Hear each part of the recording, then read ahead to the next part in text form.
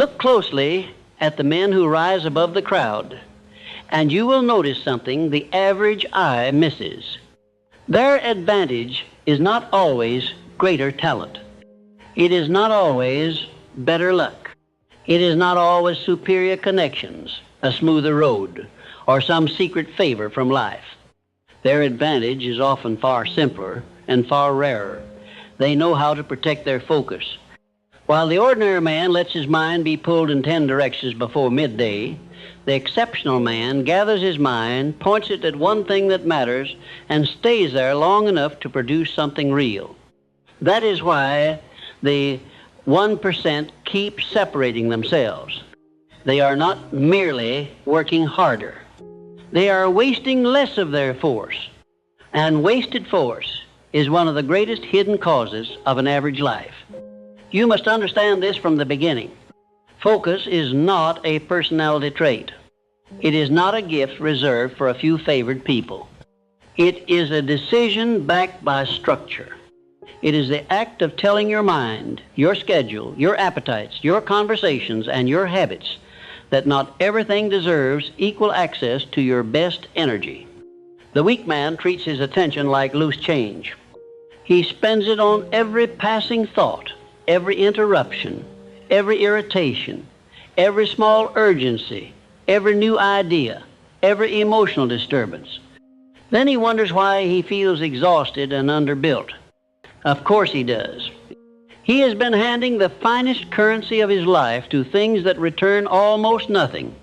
Focus is expensive because it demands refusal. And refusal is what most people do not like. They like the idea of achievement, but they do not like what achievement requires them to turn away from.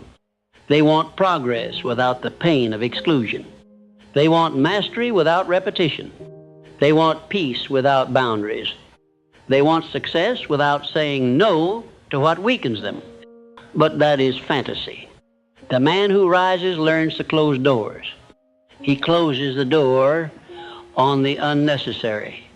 He closes the door on the distracting. He closes the door on the emotional noise that tries to become more important than the work. That is what the 1% do. They do not treat focus as a mood. They treat it as an asset that must be guarded like wealth. Now let me say something plainly. A distracted life is a diluted life. A diluted life cannot carry great weight because its strength never gathers in one place. It touches many things lightly, but it builds very little deeply. The distracted man may look active. He may seem busy. He may even feel burdened. But burden is not the same as progress. Activity is not the same as advance. There are men who have spent years in motion and remain almost exactly where they began because their motion had no concentration. They were everywhere and nowhere at once. They kept reacting and calling it work. They kept answering and calling it progress. They kept shifting and calling it adaptability. Meanwhile, their central task, the one thing that could have changed their life, kept being postponed, interrupted, diluted, and starved. So the first truth you must accept is this. If your focus is weak, your future is weak. Because the future is built from what you can give sustained attention to. Wealth is built through sustained attention. Skill is built through sustained attention. Reputation is built through sustained attention. Order is built through sustained attention. Peace is built through sustained attention. The man who cannot stay with one meaningful thing long enough to shape it will remain a servant of fragments. Fragments produce fragments. That is why his results are partial, his confidence unstable, and his mind restless. Restlessness is not always proof of ambition. Often it is proof of lack of command. And command is what you need now. Not more scattered energy. Not more ideas floating around without structure. Command, the ability to say, this is what matters. This is what gets my strength. This is what I will not allow to be interrupted. That is not rigidity. That is leadership. If you cannot lead your own attention, then your environment will lead it for you. Other people's agendas will lead it. Minor demands will lead it. Old habits will lead it. Fear will lead it. Appetite will lead it. And the day will end with the same quiet frustration. You were busy, but the central thing was still left unfinished. Now, because this is direct, let me tell you where most people lose their focus first. They have never decided what deserves it. A man who has not clearly chosen his chief aim will always be vulnerable to noise. He will say yes too easily because nothing in him has yet become sacred enough to protect. He will treat every task as equally important because he has never settled what is primary. Then his days become crowded and shallow. Shallow days become shallow weeks. Shallow weeks become a shallow life. This is why the first act of focus is definition. What are you building? What actually moves your future? What work increases your value? What effort grows your position? Until you know that clearly, your attention will always remain available to lesser things. A chief aim changes the atmosphere of a day. Once the aim is clear, many things lose their false importance. You begin to see what is merely urgent and what is actually significant. You begin to recognize that many things demanding your attention are not truly worthy of it. You begin to understand that a man can lose his future politely by spending his best force on what is immediate but not essential. The average man lives inside immediacy. The exceptional man lives inside priority. That is one reason the 1% keep moving ahead while the crowd feels constantly delayed. They are not always faster. They are simply clearer. And once clarity comes, discipline must follow. Because clarity without discipline is just another beautiful idea that goes nowhere. The disciplined man protects his first strong hours from being consumed by what does not build. He knows his best thinking cannot be handed away cheaply. He knows that if the central work does not happen early enough, the rest of the day will often drain the energy required for it. So he works before the world scatters him. He touches what matters first. He does not let lesser duties feast on the part of him that belongs to his future. This is one of the deepest differences between average and exceptional living. Average men often give the strongest part of themselves to what is loudest. Exceptional men give the strongest part of themselves to what is most valuable. That one distinction changes years. A man who protects his best mental hours for study, planning, building, writing, creating, practicing, or selling in the direction of his chief aim will quietly outgrow men who look busier but are constantly reacting. Reaction is expensive because it puts the day in somebody else's hands. Focus takes the day back. Now understand something else. Protecting your focus is not only about work, it is also about emotional discipline. Many men lose entire days not because the workload was impossible, but because one irritation, one criticism, one fear, one disappointment, or one argument took hold of the mind and would not release it. They keep replaying it. They keep feeding it. They let one event become the ruler of the atmosphere. This is another form of distraction. A man can sit in a chair for hours, looking still while his focus is being ripped apart by resentment, anxiety, or self-doubt. The body may be still. The mind is scattered. So protecting your focus means becoming harder to emotionally hijack. It means one uncomfortable moment cannot be allowed to own the rest of the day. It means one person's tone cannot be allowed to destroy your output. It means one setback cannot be allowed to convince you that everything is collapsing. The disciplined mind keeps proportion. It says this happened, but the central work still matters. That sentence alone can save a life from years of waste, because wasted years are often made of wasted days, and wasted days are often the result of one disturbance being given far too much authority. That is why you must train yourself to return quickly. Return to the task. Return to the plan. Return to the standard. Return to the next useful action. The weak man stays mentally entangled. The strong man recovers. Recovery is one of the most profitable forms of focus because it prevents one bad hour from becoming a bad week. If you learn nothing else, learn this. The 1% do not always avoid disturbance, but they are often much better at refusing to stay captured by it. Now let us go into the matter of depth. Deep work is not just productive. It is transformative. When you stay with one meaningful task long enough, the mind begins to sharpen itself. It settles. It organizes. It moves past the surface resistance that makes most men quit or wander. It begins making stronger connections, better judgments, cleaner output. This is where value is built. Not in frantic switching, but in settled intensity. Settled intensity is rare because most people have trained themselves to be mentally restless. They can touch many things but cannot remain with one thing long enough to discover what they are truly capable of. This is why protecting your focus is also protecting your chance to meet your highest level.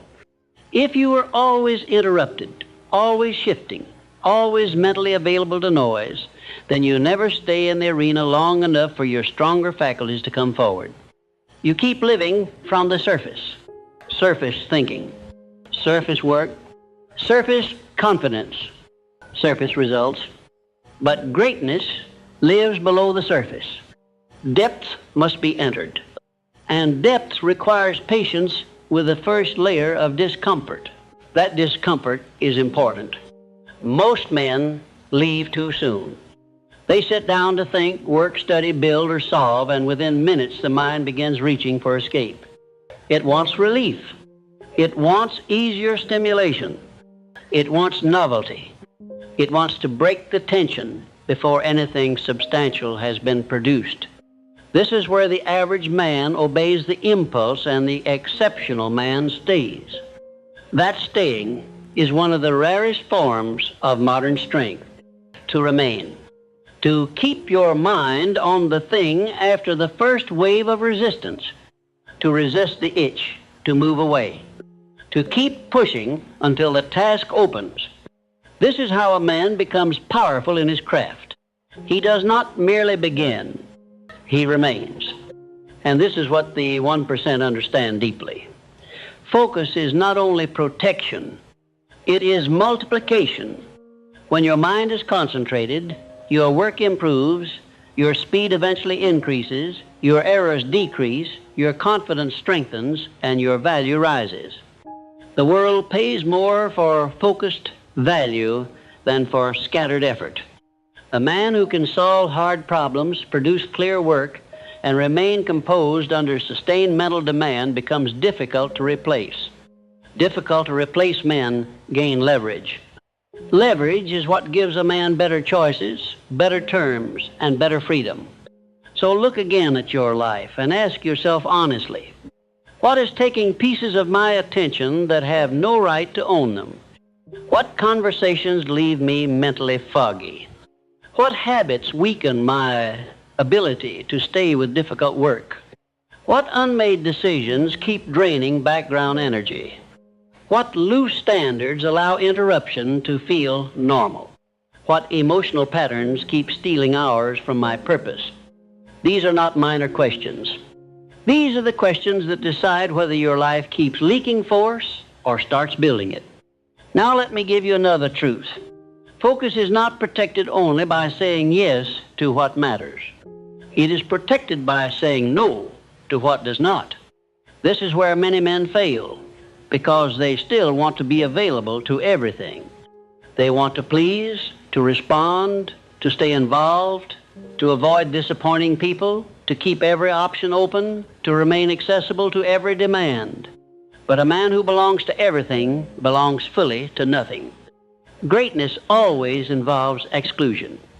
To become excellent in one direction, you must deny many others the right to dominate your time. That denial may feel costly at first. Good. It should. Anything of value costs something. Focus costs immediate variety so it can produce long-term strength. Focus costs random pleasure so it can build enduring power. Focus costs the ego's wish to seem endlessly available so that the deeper self can become truly useful. Pay the cost. Because the cost of not paying it is worse. The cost is a diluted life, one where you are constantly busy, constantly needed, constantly moving, and still far below your capacity. Let's end with a command. Stop treating your attention like a public resource. It is your capital. It is the raw material from which your future is built. Guard it, direct it, protect the first strong hours. Decide what matters most. Refuse to let every passing disturbance become law. Stay with the work long enough to reach depth. Say no more cleanly. Return more quickly after interruption. This is not a small adjustment. This is one of the clearest dividing lines between those who merely live and those who rise. That is what the 1% do. They protect their focus because they know their life is built from whatever they repeatedly give it to. Now that you understand focus is your capital, you must face the harder truth. Most people do not lose their future in one dramatic moment. They lose it in fragments. A little attention wasted here, a little energy scattered there, a little emotional noise allowed to occupy the whole afternoon, a little indecision stretched into a week, a little meaningless activity dressed up as productivity. This is how a man slowly becomes ordinary without intending to. He does not wake one morning and decide to ruin his potential. He simply fails to guard the gate of his mind, and over time the unimportant begins eating the life of the important. That is why protecting your focus is not a minor habit.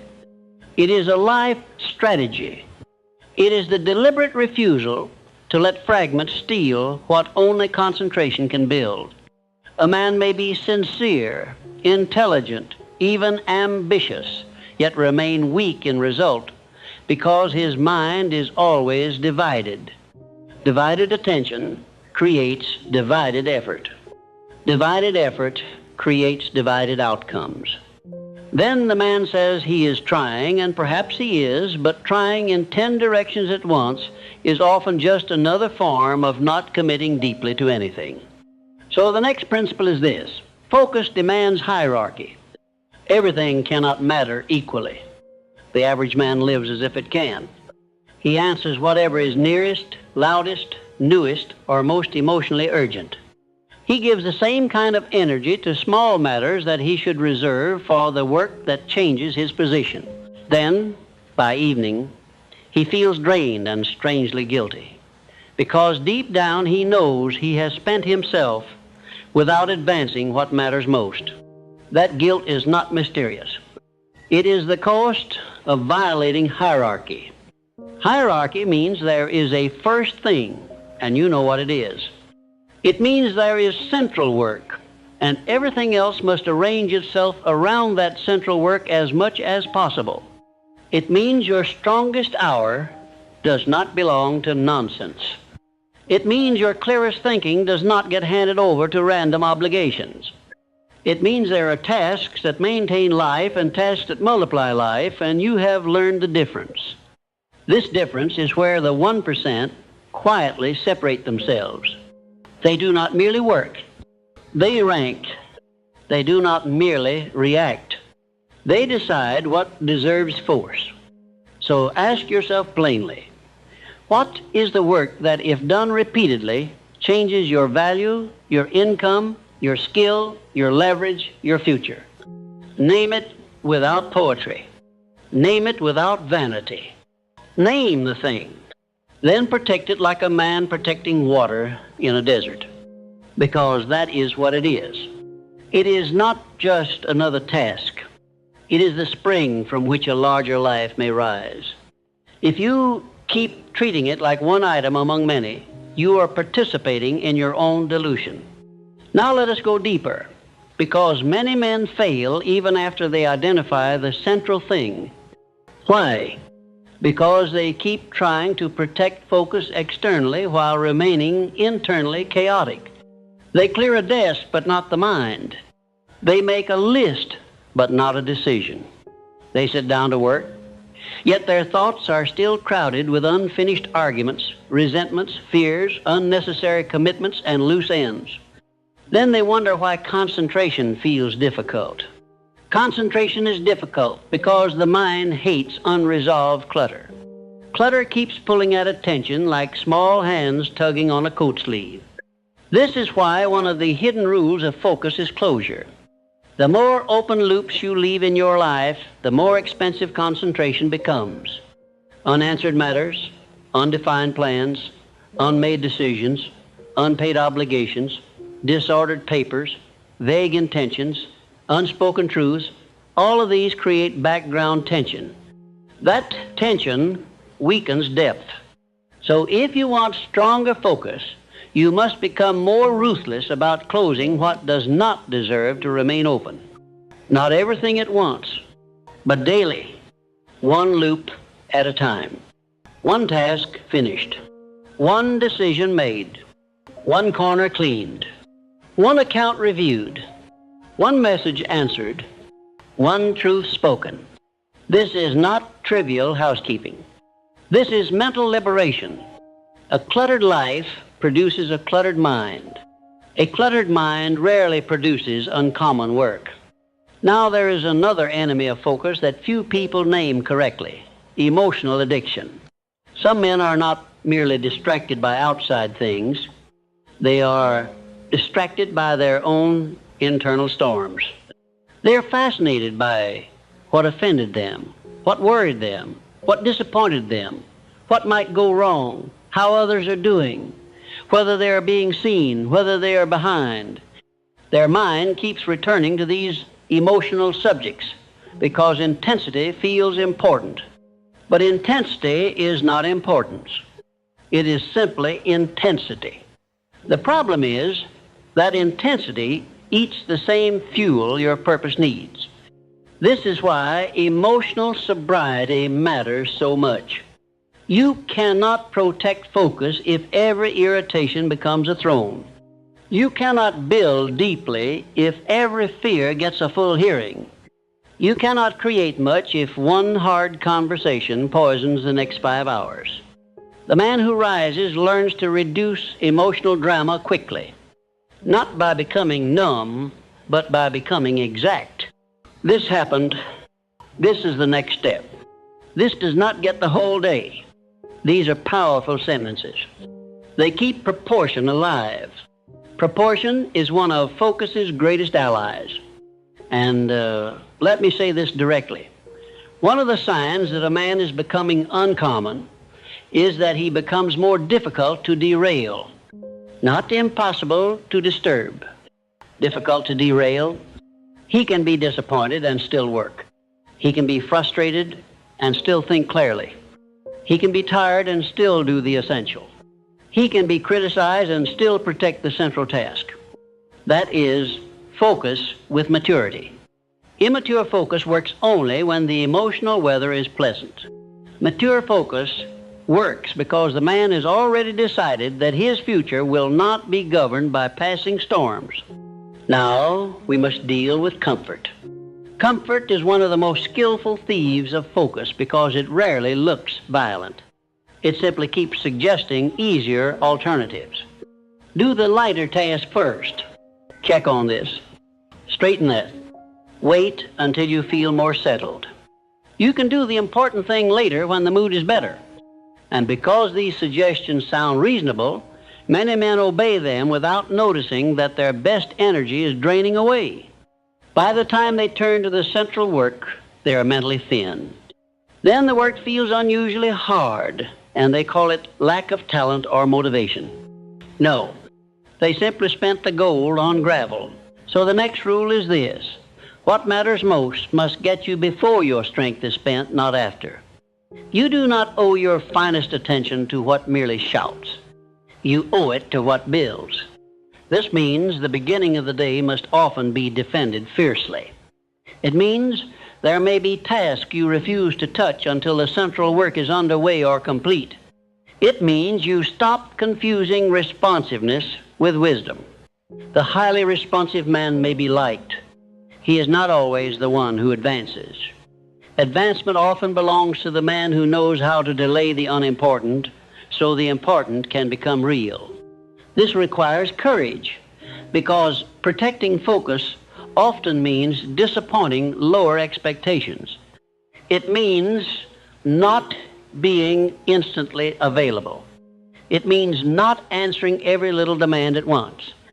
It means tolerating the discomfort of letting some things wait while the deeper work is done. Weak men cannot bear this discomfort. They would rather break focus than feel temporarily guilty.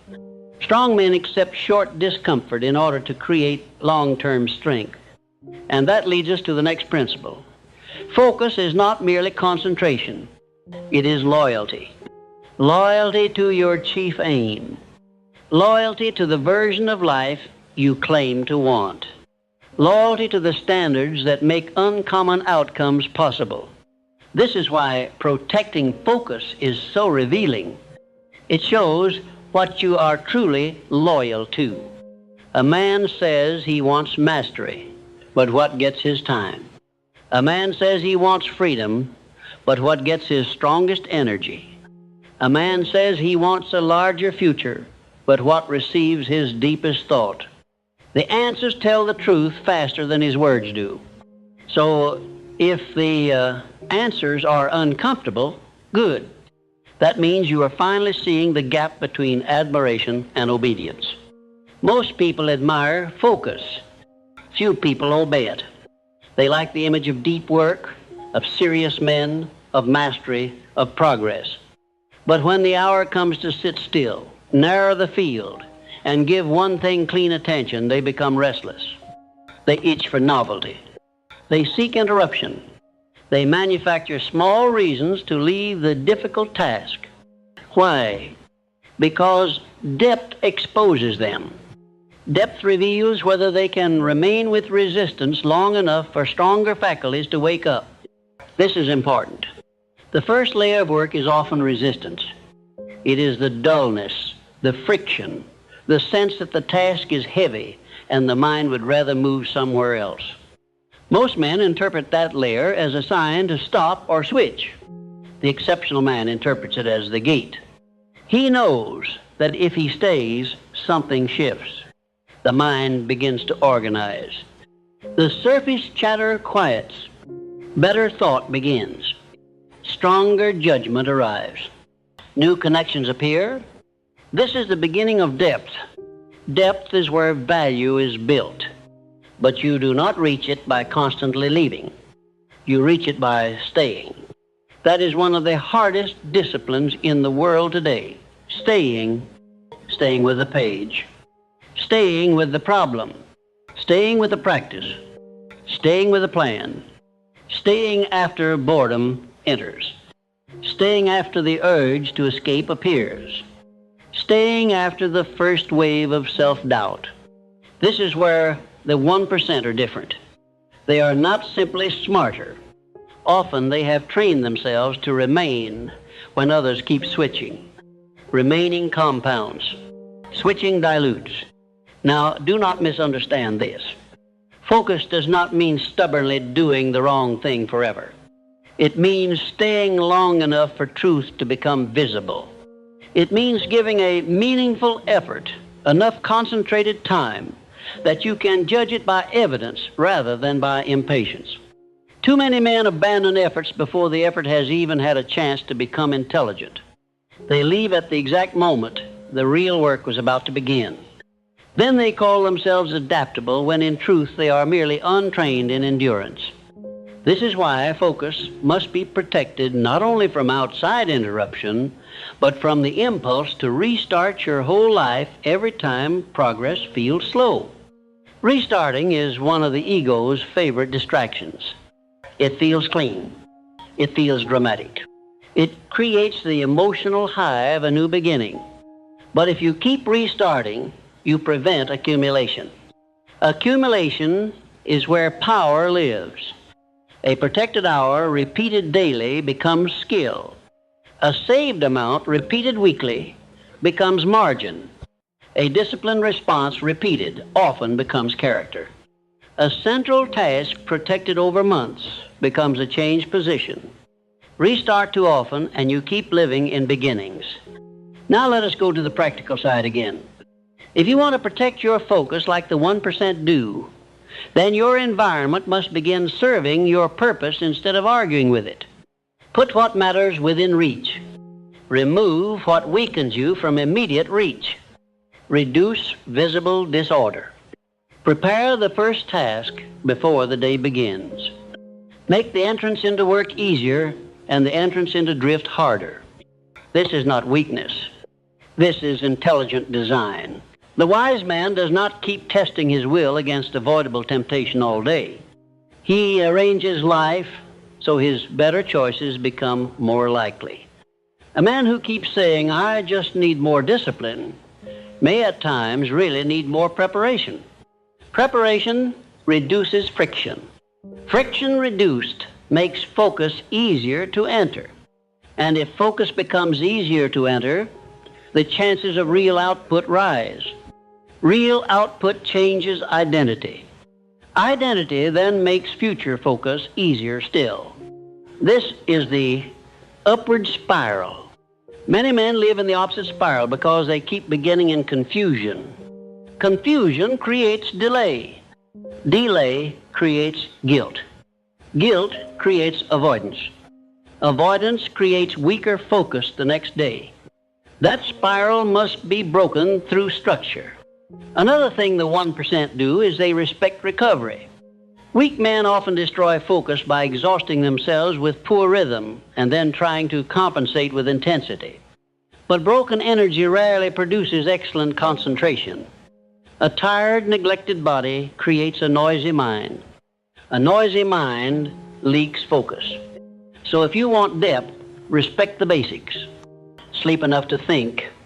Eat in a way that does not sabotage energy. Move the body enough that stagnation does not settle over the mind. These are not side issues. They are part of focus protection.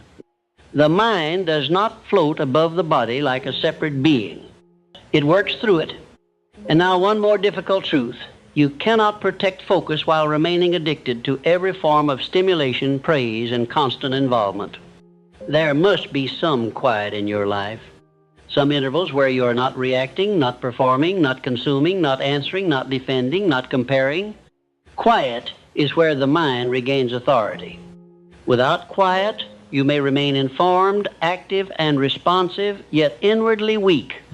The strongest men I have seen were not always the loudest or busiest. Often they were the men who knew how to return to silence long enough to remember what the day was really for. This is why solitude is not a punishment for the serious man.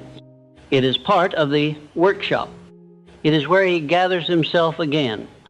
It is where noise loses its grip. It is where his thoughts become less crowded and more exact. If you avoid all quiet, you may be avoiding the very place where your best ideas and strongest discipline could return. So this is a direct order. Stop letting your mind be common property. Decide what deserves it. Rank your day. Close your loops.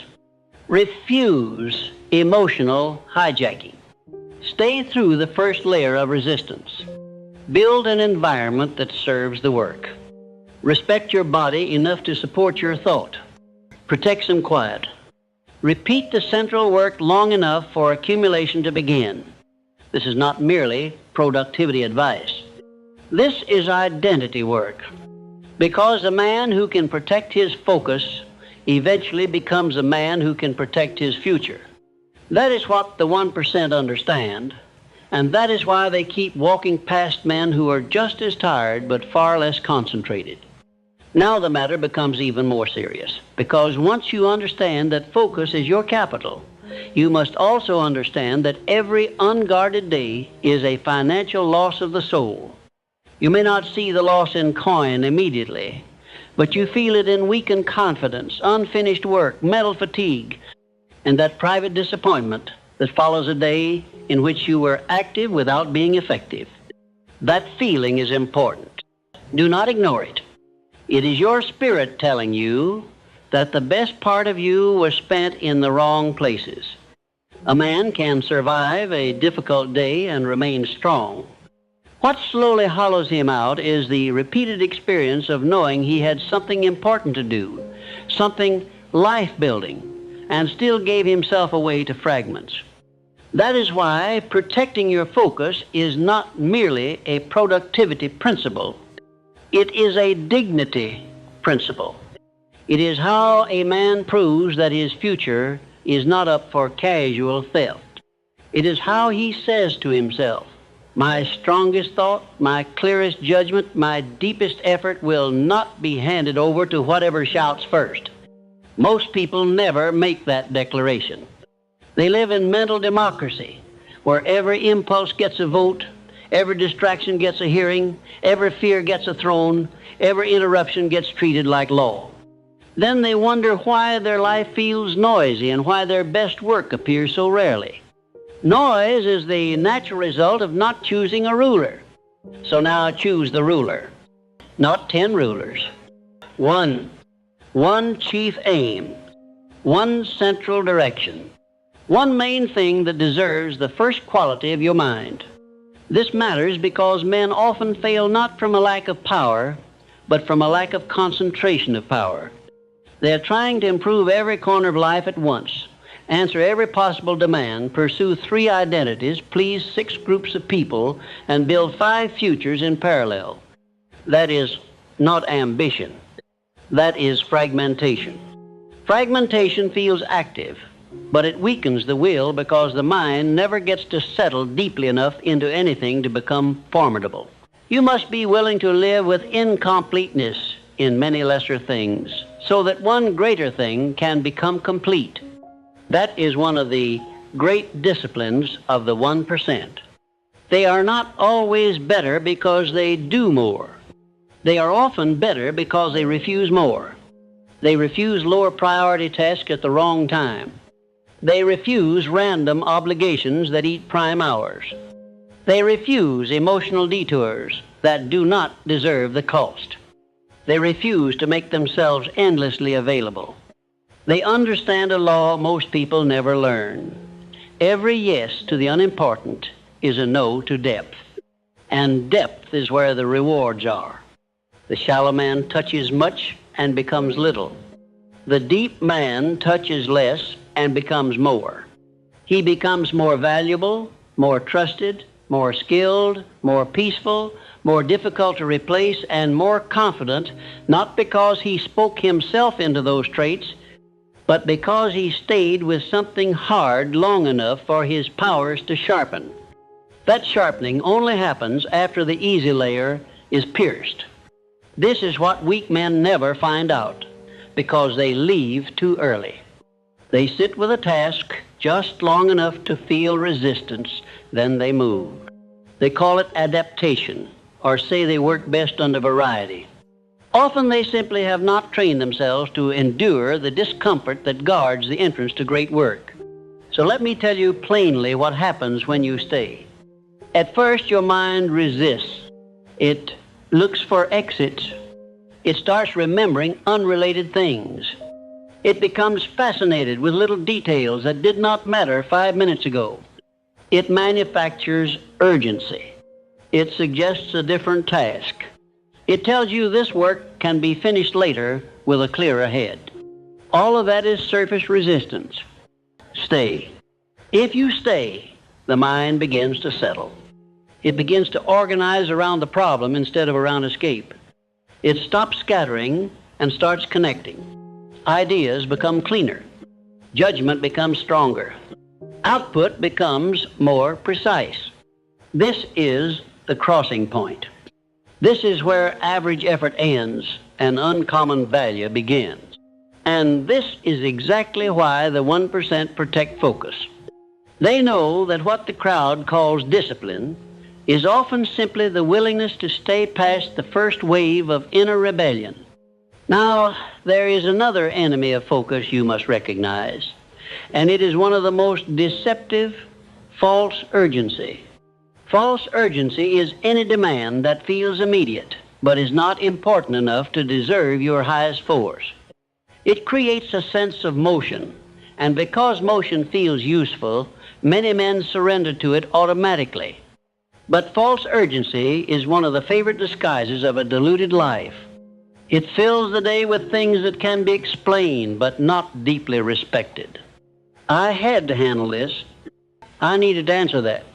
I got pulled into something else. Very well. Sometimes that is true. But if it becomes a steady pattern of your days, then you're not living by priority. You are living by interruption. The man who lives by interruption slowly becomes mentally weak in a peculiar way. He remains capable of response, but loses his capacity for depth. He becomes quick but not substantial, informed but not powerful, occupied but not truly advancing. Then when he sits down to do the harder and more meaningful work, he finds himself strangely restless because his mind has been trained to expect constant switching. This is why protecting focus is not only about today's output. It is also about training the mind for the kind of life you want to live. A restless mind can survive. It does not often create anything of enduring value. So you must become suspicious of what keeps pulling you away from depth. Ask yourself, is this truly important, or does it only feel immediate? Does this deserve my best attention now, or can it wait until the central work has been honored? Am I solving something real, or am I escaping something more important? These questions are not small. They reveal whether you are governing your day or merely being moved around inside it. And governance requires something even harder than effort: indifference to certain forms of approval. Many men cannot protect their focus because they are still too eager to be seen as agreeable, helpful, available, responsive, involved, and easy to access. They are afraid that if they stop answering every pull, someone may be disappointed. So they sacrifice their best energy to maintain other people's comfort. This is a costly trade. There is a kind of politeness that slowly ruins a man's future because he never quite dares to protect what matters most from lesser expectations. The 1% learn a difficult lesson. If you are doing anything of significance, some things must wait, some people may misunderstand, and some invitations must go unanswered for a time. This is not cruelty. It is consequence. The man who is always available is rarely building anything exceptional. Exception requires exclusion. If you are unwilling to be less reachable to what is unimportant, you will remain less reachable to your own best work as well. Now let us speak about thought itself, because not all distraction comes from the outside. Some of the worst thieves of focus live entirely within. Regret, anticipated failure, replay of old conversations, imagined arguments, envy, self-doubt, rehearsed embarrassment. These things can fracture a man's mind more completely than any outside interruption. He sits down to work, but he is not really there. Part of him is in the past, part in fantasy, part in fear, part in some old wound that still wants attention. Then he says, I could not concentrate. No, he concentrated well enough. He simply concentrated on the wrong things. This is why mental hygiene is part of focus protection. You cannot leave the mind full of unresolved fog and expect clean work to rise out of it on command. You must clear what can be cleared. Write down the decision. Close the loop. Make the plan. Define the next step. Name the fear instead of letting it drift around without shape. Precision weakens fog.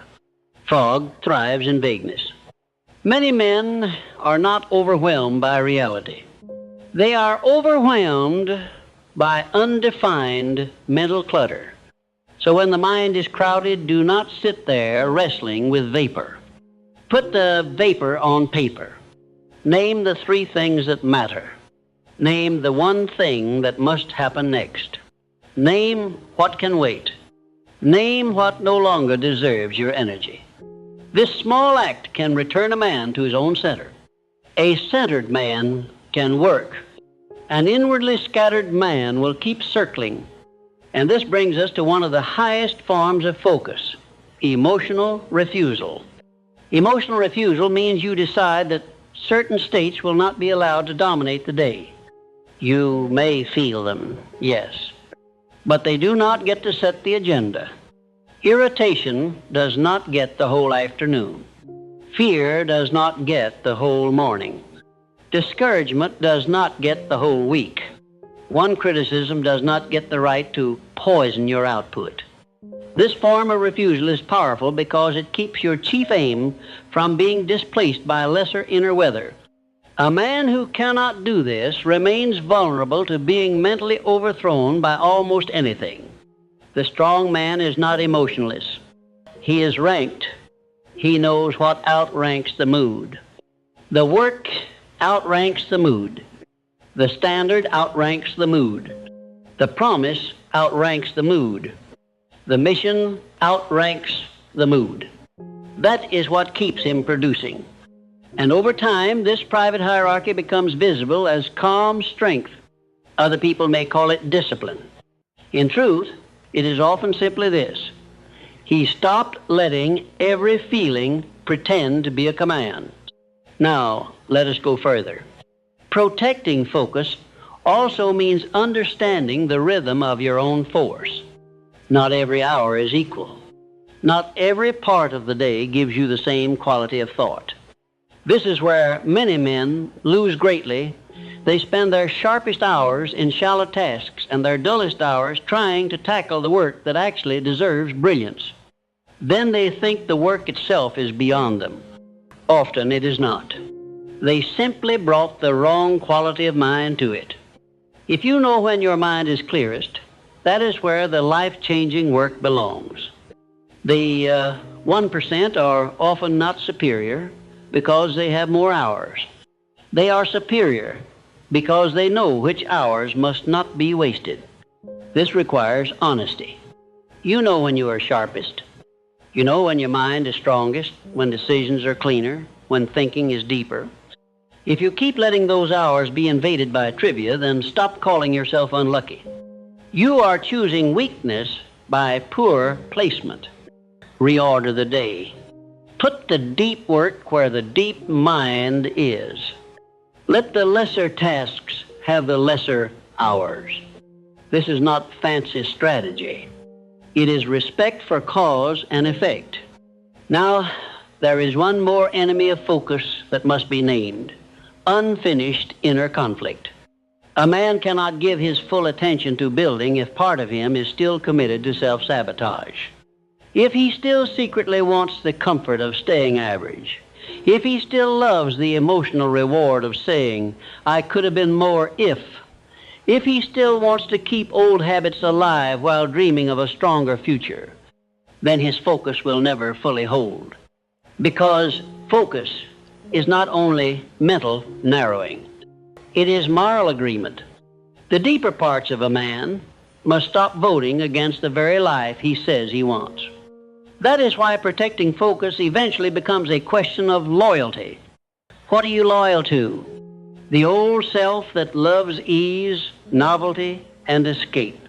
Or the higher self that wants depth, peace, power, and real results? Every time you protect your attention, you answer that question. Every time you stay with the hard task instead of seeking a softer one, you answer it again. Every time you refuse to let small noise steal the central work, you answer it again. This is not only about getting more done. It is about becoming a man who can carry significant things without losing himself in fragments. And once a man becomes that kind of man, much changes. His speech becomes cleaner because his mind is less crowded. His decisions improve because he is thinking with more depth. His confidence strengthens because his days contain proof. His work gains weight because he is no longer producing from constant interruption. His peace deepens because he has stopped letting everything access his inner world. This is why focus is such a sacred thing. It does not merely help you finish tasks. It shapes the type of man you become. So let this part close with a direct command. Stop giving premium attention to low-value things. Stop living as if every interruption deserves reverence. Stop letting unfinished clutter camp inside your mind. Stop allowing emotional weather to seize the throne. Stop wasting your strongest hours on what does not build. Rank your day. Choose the central work. Enter depth. Stay longer than your restlessness prefers. Clear the clutter. Return quickly after disturbance. Protect your mind like a craftsman protects his finest tool, because that is what the 1% do. They understand that greatness is often not a mystery of talent. It is a discipline of sustained, protected attention. And the man who learns that law gains an advantage a distracted world can barely comprehend. Now we move into the part most men never reach, because this is where focus stops being a technique and becomes a way of living. In the beginning, a man protects his attention because he wants better results. Later, if he is wise, he protects it because he finally understands that whatever rules his attention will eventually rule his life. This is the deeper law. The thing that gets your best thought gets your best strength. The thing that gets your best strength begins shaping your character. And your character is what carries your future. That is why protecting your focus is not just about finishing more work. It is about deciding what kind of man you are willing to become. The crowd rarely sees this. It thinks distraction is harmless because distraction often looks innocent. A conversation here, a minor task there. A worry entertained. A memory revisited. A small irritation allowed to grow. A little restlessness fed. A little wandering accepted. None of these seem fatal on their own. But a life is not usually ruined by one large invasion. It is weakened by 1,000 small leaks. Enough leaks, and the force that could have built something rare is spent keeping the ordinary alive.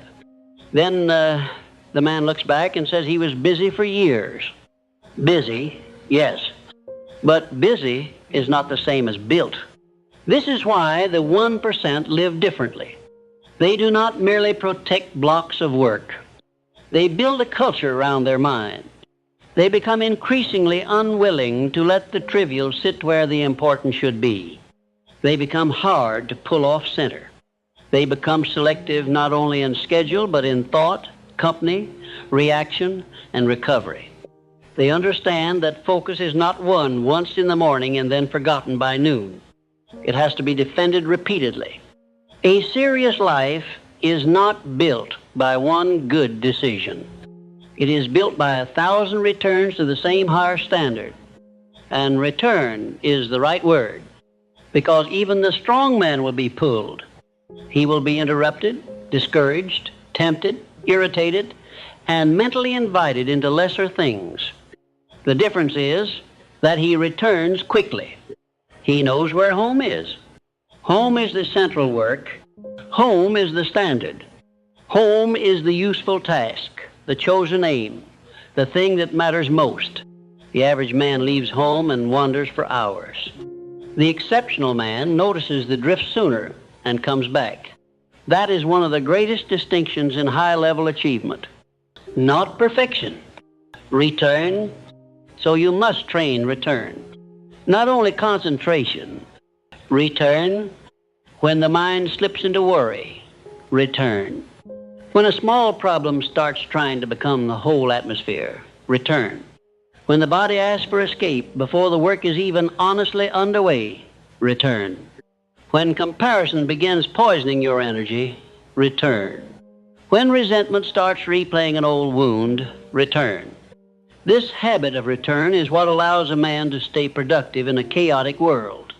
Without it, he becomes a mental drifter, and drift destroys more futures than direct opposition ever does. Now, if you are going to protect your focus at a high level, you must stop acting as though every thought deserves hospitality. It does not. Some thoughts are intruders. Some are parasites. Some are thieves. They enter not to strengthen, but to steal. A thought that makes you weaker and produces no useful correction has no right to sit at the table of your mind for long. The trouble is that many men have been trained to treat every thought as important simply because it is loud. But loud is not the same as true, and true is not even always the same as useful. If a thought is true but not useful at this moment, it may need to be placed in proper order and dealt with at the right time, not allowed to overthrow the hour. This is one of the great skills of focused living, ordering reality without denying it. Perhaps you do have a problem. Perhaps the account is low, the task is hard, the relationship needs repair, the fear is real, the burden is heavy. Fine. But that does not mean every fact deserves immediate dominion over your best attention. A disciplined man can say, "This matter is real, and I will address it at the proper time." But it does not get to devour the whole day. That sentence preserves power. Without it, life becomes a mob of unranked demands, and the soul grows tired simply trying to keep them all emotionally alive. So ranking is part of focus. Rank your work. Rank your concerns. Rank your duties. Rank your conversations. Rank your decisions. Rank what must be solved now and what can wait. Rank what deserves your deepest thinking and what deserves only a brief response. The man who does not rank becomes common property. His mind belongs to whatever knocks first. And common property does not build uncommon outcomes. Now let us go further. Protecting your focus requires that you become more deliberate with your environment than most people think necessary. Weak men believe they should be able to work anywhere, under any condition, through any disorder, and they call this toughness. Often it is foolishness. Wisdom arranges conditions where strength can be spent on meaningful resistance, not avoidable resistance. If your work requires thinking, then your environment should aid thought. If your task requires steadiness, then your surroundings should not be built to provoke restlessness. If your mornings matter, then your evenings should not sabotage them. These things are obvious to the exceptional man and strangely neglected by the average one. This is why preparation is part of focus. Prepare the desk. Prepare the materials. Prepare the first move. Prepare tomorrow while you still have clarity tonight. Preparation reduces friction, and friction is one of the greatest enemies of sustained attention. A man often thinks he lacks discipline when in reality he has built a day full of avoidable resistance. He starts late, begins in disorder, cannot find what he needs, has not decided the first task, has left old tasks unresolved, has made no clean entry into deep work. Then he says he could not focus. No, he did not prepare focus. There is a difference. Preparation is respect. It says, "This hour matters enough that I will not make it fight through unnecessary confusion." The 1% understand this. They do not simply hope they will be sharp. They give sharpness a clearer runway. That is why they often appear calm. Not because they have no pressures, but because they have reduced enough friction that their force can gather where it matters. Now, another mark of exceptional focus is that it is connected to patience. The ordinary man is impatient with processes that require repetition before visible reward. He wants proof too quickly. He wants to feel momentum every day. He wants confirmation that the sacrifice is paying off right now. When that confirmation is slow, his focus weakens. He starts looking elsewhere. He changes methods too quickly. He seeks stimulation. He restarts. This is one of the main reasons the crowd never compounds. It does not stay with the useful thing long enough for the useful thing to become powerful. The focused man is different. He understands accumulation. He respects the invisible stage. He knows that one protected hour may not change the visible world by evening, but 100 such hours will build something that the scattered man cannot easily imitate. This is why patience and focus belong together. Focus keeps the effort pure. Patience keeps the effort alive long enough to matter. So if you want to live like the 1%, you must stop asking every day whether the process is working in some dramatic way. Ask instead whether the process is being obeyed. Did you protect the hour? Did you stay with the task? Did you refuse the drift? Did you build one more layer? The visible harvest is slow partly because roots are being formed. The man who keeps digging up the roots to check progress never gets fruit. Now let us speak about speech, because many men destroy focus through their own mouths. Loose speech scatters energy. It creates avoidable tensions, obligations, confusion, and emotional debris. Then the same man who wanted to do deep work spends half the day mentally cleaning up what he should never have spoken. This is why focused men are often measured men. They understand that every sentence has a cost. They do not talk carelessly into the future and then expect uninterrupted peace later. They choose words with more restraint because they know peace is part of focus, and chaos is often invited through careless talk. The same is true of over-explaining. If you are constantly explaining every move, every boundary, every decision, and every absence, you are feeding noise. High-level focus often requires that you become less available to unnecessary explanation. Not rude, just firmer. Some people will not understand why you guard your time, why you say no more often, why you are less emotionally available for every little drama. That is fine. Your future is not required to apologize for needing protection. And that leads us to one of the hardest truths of all. Focused living may disappoint people who benefited from your previous lack of structure. A distracted man is easy to access, easy to interrupt, easy to recruit into low-value activity, easy to emotionally pull into matters that do not deserve his best hours. Once he begins protecting focus, some people feel the difference. They may not like it, but the serious man understands that constant accessibility is often the enemy of meaningful accomplishment.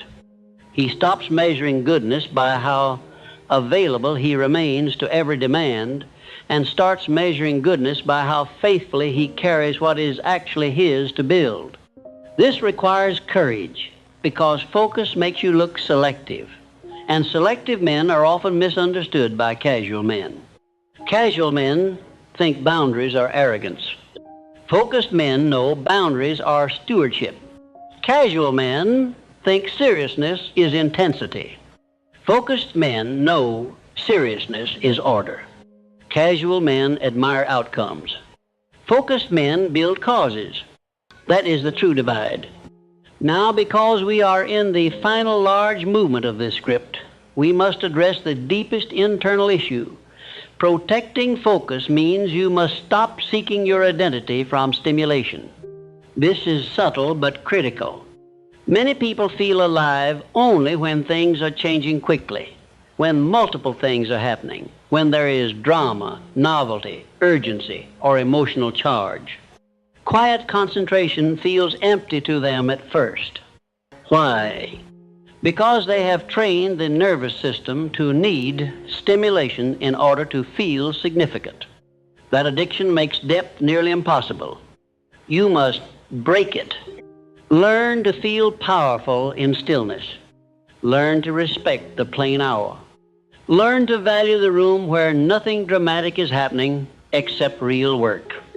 Learn to take satisfaction in one page, one plan, one practice session, one problem solved, one account straightened, one chapter mastered, one piece finished. This is what grown men do. They stop demanding a circus from life and start building a structure. A structure outlasts a circus every time. And here is one of the greatest rewards of this kind of focus. Your life becomes less noisy and more exact. Exactness is a treasure. You stop feeling so constantly behind because you know what the day was for and whether you honored it. You stop needing every day to feel extraordinary because your confidence begins coming from repetition, not novelty. You stop giving your emotions full access to the schedule. You stop leaking force through 1,000 tiny cracks. That conservation of force begins to show up everywhere, in work, in money, in peace, in judgment, in relationships, in self-respect. That is why the 1% protect focus. They know attention is life in its concentrated form. They know whatever keeps stealing attention keeps stealing life. They know that depth, value, excellence, and wealth are built by sustained concentration far more often than by spectacular bursts. They know that the man who can remain with what matters while others are constantly pulled away is not merely more disciplined, he is more powerful. So let the order be simple and severe. Guard your central aim. Rank the day. Prepare the entry into deep work. Reduce friction. Refuse false urgency. Keep your emotions in proportion. Watch your mouth. Protect your environment. Tolerate being less available. Learn to love the plain hour. Return quickly when drift pulls you. Repeat until focus stops feeling like a tactic and starts feeling like your natural standard. Because once that happens, you will understand something the distracted world rarely learns. Greatness is often less about doing more and more about protecting the right thing long enough for it to become extraordinary. Now bring it to its final point. If you do not protect your focus, you will spend your life building other people's priorities while your own future stays underfed. That is the real danger. Not just wasted hours, but wasted potential. A distracted man may still look active, but activity without concentration rarely creates anything memorable. The focused man is different. He chooses what matters, returns to it, stays with it, and refuses to let the trivial sit on the throne. That is why he rises. So make this your closing rule. Your best attention belongs to your highest work, not to noise, not to irritation, not to endless reaction. Your mind is too valuable to be handled carelessly. Guard the morning. Protect the central task. Cut what weakens depth. Finish what deserves finishing. Return quickly when drift begins. Do this long enough, and your life will start showing the marks of uncommon discipline, clearer work, calmer thinking, stronger confidence, and results with real weight behind them. This is what the 1% understand. They know focus is not convenience. It is power. It is the quiet force that turns effort into mastery, ideas into results, and ordinary days into a remarkable life. They do not wait to feel focused. They build conditions that honor it. They do not worship busyness. They worship priority. They do not let every demand enter. They choose. So choose now. Decide what deserves your life. Give it your best hours. Protect it from lesser things. Repeat until concentration becomes character. That is how uncommon lives are built. Not by doing everything, but by giving the right thing enough uninterrupted force to become great.